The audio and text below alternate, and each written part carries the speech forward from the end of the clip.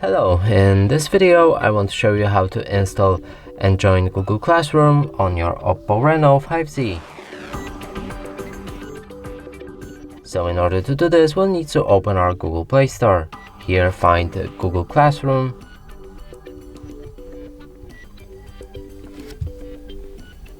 Select it and download it.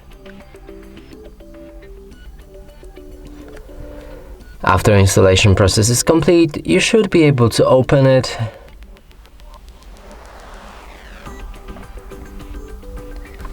Click on Get Started. Choose the account you want to use for this app. Click on this plus button, join the class. Here you need to enter the class code, and when it's done, you'll be able to join the class. And that's it for this video. Hope you like it. Please consider subscribing to our channel, leave a like and a comment below.